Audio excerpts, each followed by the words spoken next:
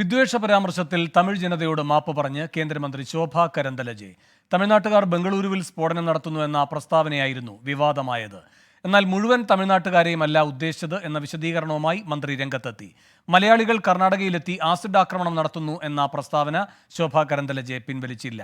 അതേസമയം കേരളത്തിനെതിരായ അധിക്ഷേപ പരാമർശത്തിൽ കേന്ദ്ര സഹമന്ത്രി ശോഭ കരന്തലജെ മാപ്പ് പറയണമെന്ന് പ്രതിപക്ഷ നേതാവ് വി ഡി സതീശൻ ആവശ്യപ്പെട്ടു. പ്രസ്താവന തിരുത്താൻ തയ്യാറായില്ല എങ്കിൽ കോൺഗ്രസ് തെരഞ്ഞെടുപ്പ് കമ്മീഷനെ സമീപിക്കും. മതസൗഹാർദ്ദം ഇല്ലാതാക്കാനാണ് BJP ശ്രമമെന്നും പ്രതിപക്ഷ നേതാവ് പറഞ്ഞു. മനീഷ് മൂർത്തി ചെന്നൈയിൽ നിന്ന് കൂടുതൽ വിവരങ്ങളുമായി ചേരുന്നു. മനീഷ്, ശോഭ കരന്തലജെ ഈ മാപ്പൊക്കെ പറഞ്ഞുകൊണ്ട് വിശദീകരണം നൽകുമ്പോഴും കൃഷ്ണഗിരി വനമേഖലയുമായി ബന്ധപ്പെട്ടൊക്കെയുള്ള ചില പരാമർശങ്ങളും നടത്തുകയുണ്ടായി. അത് കൂടുതൽ വിവാദങ്ങൾക്ക് വഴിവെക്കുന്നതാണോ? DMK തുടർ നടപടികളിലേക്ക് കടക്കുന്നത് എന്തുകൊണ്ട്? കേരളവുമായി ബന്ധപ്പെട്ട പരാമർശം ശോഭ ഒരു തരത്തിലും മാറ്റാതിരിക്കുന്നതും എന്തുകൊണ്ട്?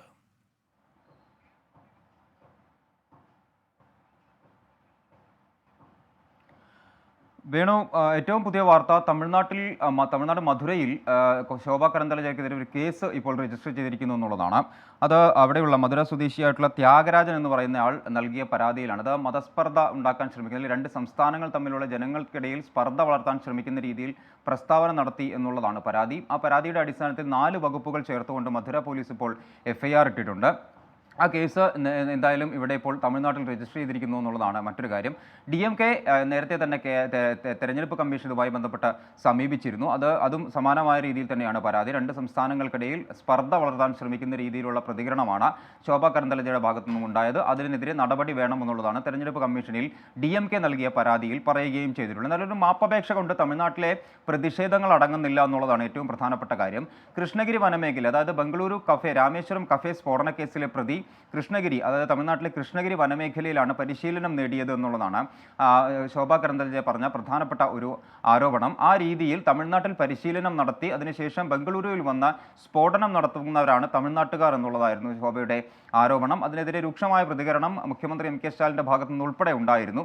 എന്തായാലും അതിനാണ് ഇന്നിപ്പോൾ മാപ്പ് പറഞ്ഞിരിക്കുന്നത്. എല്ലാ തമിഴ്നാട്ടുകാരെയും താൻ ഉദ്ദേശിച്ചിട്ടില്ല എന്നാണ് പറഞ്ഞത്. ഏതെങ്കിലും തരത്തിലുള്ള പ്രശ്നങ്ങൾ, മാനസിക പ്രശ്നങ്ങൾ ഉണ്ടായിട്ടുണ്ടെങ്കിൽ അതിനെ മാപ്പ് ചോദിക്കുന്നു എന്നുള്ളത് പറയുകയും ചെയ്യുന്നു. അതിനൊപ്പം തന്നെ DMKയും അതുപോലെ തന്നെ മുഖ്യമന്ത്രി MK സ്റ്റാലിനെയും രൂക്ഷമായ രീതിയിൽ വിമർശിക്കുന്നുമുണ്ട്. ആ വിമർശനം ഇങ്ങനെയാണ്: മുഖ്യമന്ത്രിയുടെ മൂക്കിന് താഴെയാണ് ഇത്തരത്തിലുള്ള പരിശീലനങ്ങൾ നടക്കുന്നത്. ഒരു അഡ്ജസ്റ്റ്മെന്റ് രാഷ്ട്രീയമാണ് ഈ DMK നടത്തുന്നത്. അതിന്റെ ഭാഗമാണ് ഇത്തരം തീവ്രവാദ പ്രവർത്തനങ്ങൾ വളരാനുള്ള സാഹചര്യം ഒരുക്കുന്നതെന്നും ശോഭ കരന്തലജെ പറഞ്ഞു. കേരളത്തിലേക്ക് വന്നാൽ, കേരളത്തിലുള്ള ആളുകൾ കർണാടകയിലെത്തി ആസിഡ് ആക്രമണങ്ങൾ നടത്തുന്നു എന്നുള്ളതാണ് കേരളത്തിനെതിരായ പരാമർശം. പ്രതിപക്ഷ നേതാവിൻ്റെ ഒരു ആരോപണം അല്ലെങ്കിൽ ഒരു പ്രതികരണം ഒഴിച്ചു നിർത്തിയാൽ മറ്റ് കാര്യമായ അർത്ഥത്തിലുള്ള പ്രതിഷേധങ്ങളൊന്നും തന്നെ കേരളത്തിൽ നിന്നും ഉണ്ടായില്ല. എന്തായാലും കേരളത്തിനോട് മാപ്പപേക്ഷിക്കുകയോ അല്ലെങ്കിൽ കേരള ജനതയോട് മാപ്പപേക്ഷിക്കുകയോ ഒന്നും തന്നെ ശോഭ കരന്തലജെ ഇതുവരെ ചെയ്തിട്ടില്ല. പക്ഷേ തമിഴ്നാട്ടിൽ നിന്ന് രൂപമായ പ്രതികരണങ്ങൾ പ്രത്യേകിച്ചും സാമൂഹിക മാധ്യമങ്ങളിലൊക്കെ വലിയ തോതിലുണ്ടായി. അതിൻ്റെ അടിസ്ഥാനത്തിൽ കൂടിയാണ് മാപ്പപേക്ഷ ഉണ്ടായത്. പക്ഷേ മാപ്പപേക്ഷയിൽ നിൽക്കുന്നില്ല കാര്യങ്ങൾ. നിയമ നടപടികളിലേക്ക് DMK കടക്കുന്നു. മാത്രമല്ല, മധുരയിൽ ഇപ്പോൾ ഒരു പോലീസ് കേസ് കൂടി ശോഭ കരന്തലജയ്ക്കെതിരെ ഉണ്ടാവുകയും ചെയ്തിട്ടുണ്ട്. ശരി, മനീഷ് മൂർത്തിയാണ് ചെന്നൈയിൽ നിന്ന് വിവരങ്ങളുമായി ചേർന്നത്.